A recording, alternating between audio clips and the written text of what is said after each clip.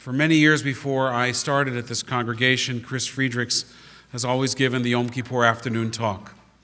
He is, for many of us, our professor and very much our teacher. And a couple of years ago, when Rhoda died, we named this talk in her blessed memory. We continue to think of her, Chris, every time that we see you, because we can hardly imagine the two of you separated.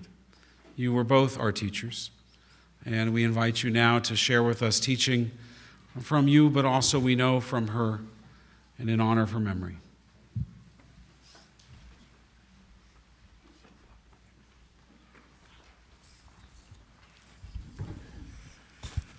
I am honored once again to have been asked to make some remarks during the afternoon service of this most solemn day of our year, when we are summoned to move our thoughts from our own sins to the vastly graver sins that have been committed century after century against our people. And I am touched that once again this portion of our service is named in memory of my wife, a woman whose outlook on life was deeply shaped by the fact that two of her grandparents were among the 6 million of our people whose lives were destroyed during the Shoah. Our Machzor reminds us, as it did again earlier this afternoon, that persecution of the Jews is almost as old as the very existence of the Jewish people. But never was there a more concentrated and more brutal attempt to extinguish the Jews of the earth than during the Shoah. We have heard these stories so often. How can we bear to hear them again? But then again, how can we dare not to hear them again? We hear other stories too, of course. We hear stories of heroic resistance by Jews and non-Jews alike against the decrees and the actions of the Nazis. We hear of Jews who, against incalculable odds, saved their lives and the lives of other Jews, or who struggled heroically against their oppressors, even though they knew that their own lives were doomed. We hear of Jews who, even in the camps themselves, managed to mark the coming of Shabbat or hold some pitiful semblance of a Seder. We hear of rescuers, too. As we were reminded last night, almost 27,000 non-Jews are identified by Yad Vashem as the righteous among the nations who risked their lives and often the lives of their own families to rescue Jews. We honor their memory, and we admire their courage.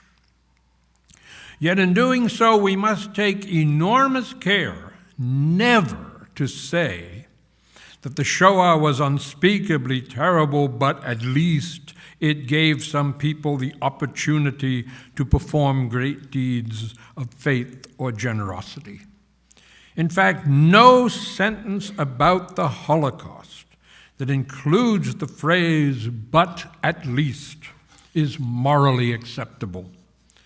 The Shoah was not sent by God as a test. It was instigated by human beings using the free will with which all humans are endowed to do the most evil things that have ever been done. There is nothing, absolutely nothing, redemptive about the Shoah. This does not mean, however, that we cannot talk about acts of courage that happen to have taken place before or during the Shoah. We can learn from everything. So let us think for a few moments about this elusive concept of courage. Courage is, in fact, a sadly overused term. How often we hear the famous phrase that courage is grace under pressure. But this is not true. Many people may exhibit grace under pressure, and we admire them for it. But that is not courage. Courage is really something different. It is doing the right thing, physically or morally, under circumstances of risk.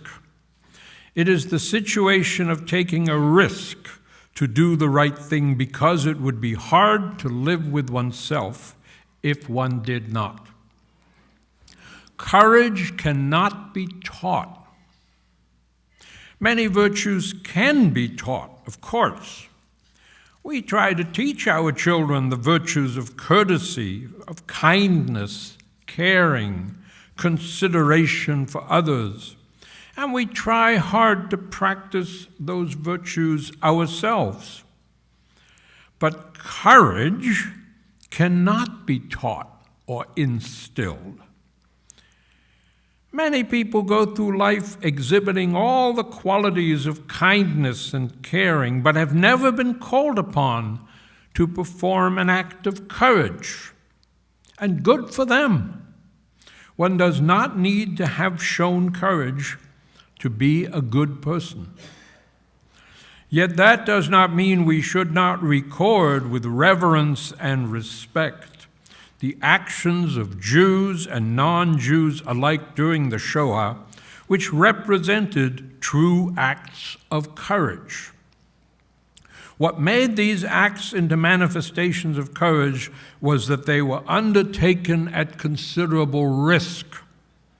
They were undertaken by people who knew those risks, but felt they could not live with their consciences intact unless they did the right thing. Many people in our own community have owed their lives to acts of courage. Indeed, members of our own congregation have been accounted among them. Older congregants will fondly remember Nadia Kaplan, the mother of Nadia Kaplan. Nadia owed her life to the courage of Chiune Sugihara, the Japanese consul in Lithuania who risked his career and his future by disobeying his superiors and issuing exit visas to Jews desperate to escape from the approaching German army. Or you may remember Clara Latko. When the Germans ordered Clara and her son to report the next morning to the town square, she instead took her son by the hand and headed into the forests. This was enormously risky. Obeying orders always seemed like the safer option. If she'd been caught, she and her son would have been shot on sight. But she made that quick, impulsive, and courageous decision to take the risk. Turned out to be the right decision. She and her family survived the war, came to Canada, and became longtime members of Temple Sholom. Many of you will also remember Susan Bloomin, a beloved member of our shul who, like Nadia, owed her life to the courage of Chiune Sugihara. When Susan died, her grandson Sam was spending a year in Australia. Unable to attend Susan's funeral, he sent a moving letter that was read to us at one of the shivas for his grandmother. In it, he recalled what Susan had told him just before he left for Australia. Sam, she said, don't be a hero. Susan knew about true heroism. She owed her life to it. But she also knew the difference between courage and foolhardiness. Real courage involves taking a risk for a reason that makes it worth doing.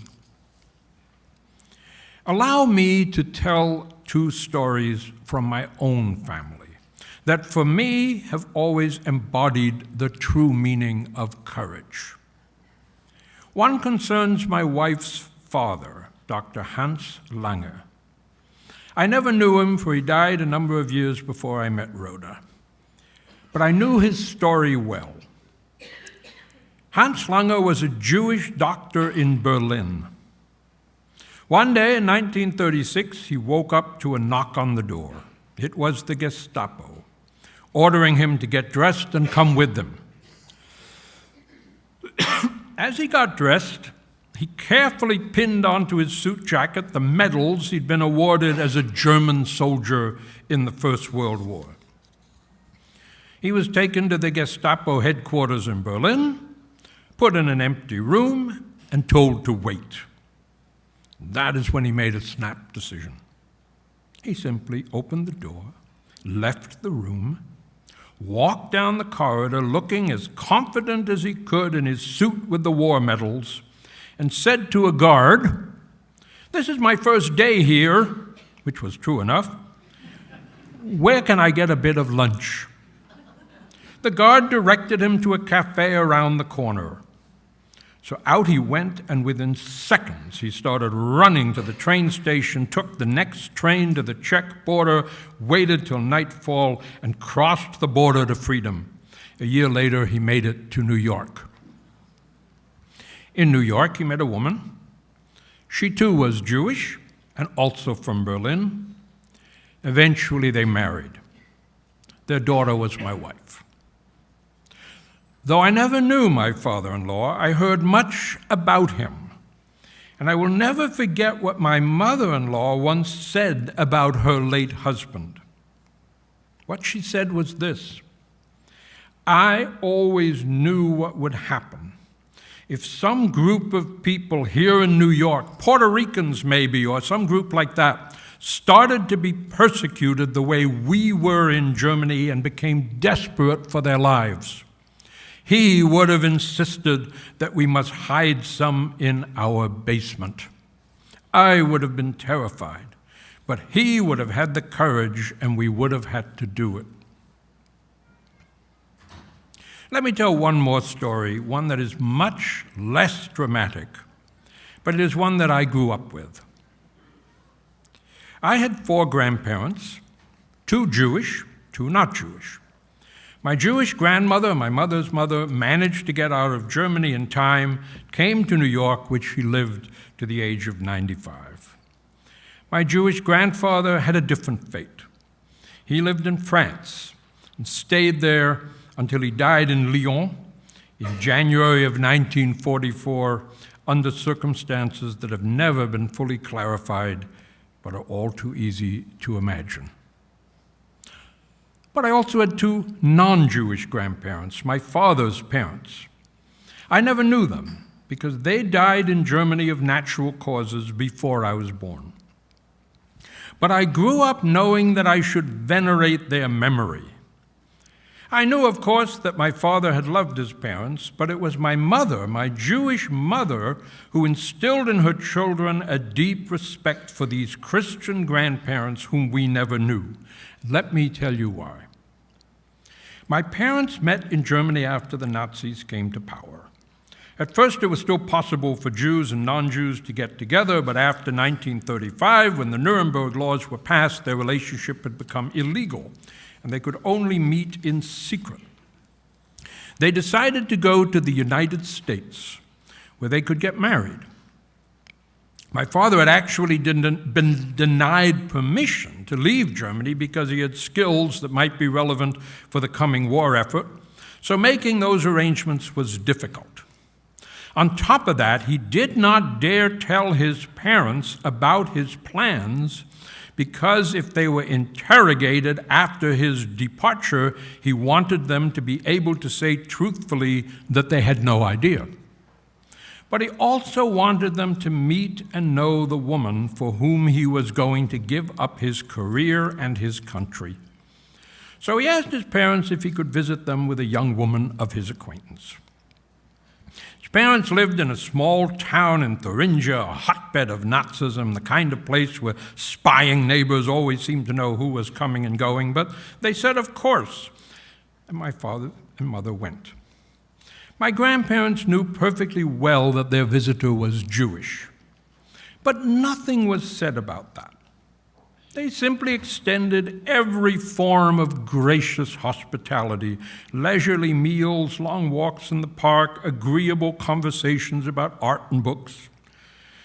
Not long afterwards, my mother departed for America, and she never saw them again.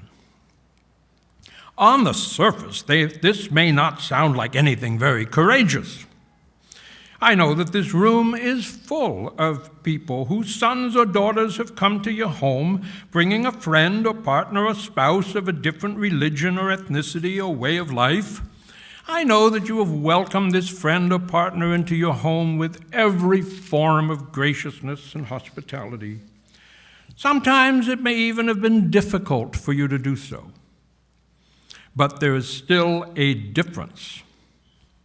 You did not have to worry that the next morning the Gestapo might knock on your door to interrogate you, or worse. In fact, that did not happen to my grandparents, but it might have. To invite my Jewish mother to their home in 1936 was risky, but it was the right thing to do, and it was, in its own way, an act of courage. Courage cannot be learned, and Susan Bloomin was right. There are better things to do in life than to try to be a hero. All of us should spend our lives trying to be more kind or caring or compassionate. But many of us will never be called upon to perform an act of courage. We should be grateful if that is the case. Yet we can admire those who, in some high-risk situation, make the right choice. The 27,000 righteous Gentiles whose names are inscribed at Yad Vashem made the right decision. Actually, in a Europe of 500 million people, at a time when 6 million Jews were being murdered, 27,000 was not a very large number. But that makes it all the more right to honor their memory, just as we honor the memory of those of our own people who made courageous choices under circumstances that all of us in this room can discuss and describe, but never begin to comprehend. May we go through our lives being spared from the choices that human beings had to make in the 1930s and 1940s. But if such days should ever come again, may God give us the sudden capacity to do the right thing. May He give us courage. Shana Tova.